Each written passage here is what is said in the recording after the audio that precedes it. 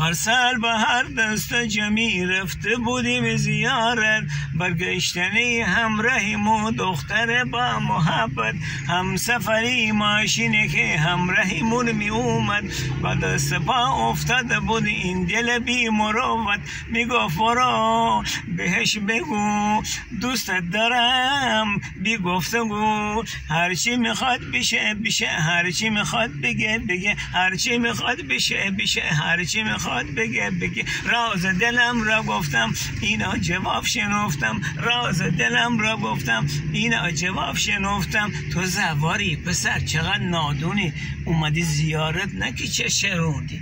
قسم به اون زیارتی که رفتم، قسم به اون عبادتی که کردم، قسم به اون قفل داخل که بستم، بعد خدا من تو رو میپرستم. راز دلم را گفتم اینا جواب شنفتم، راز دلم را گفتم اینا جواب شنفتم. عادیه.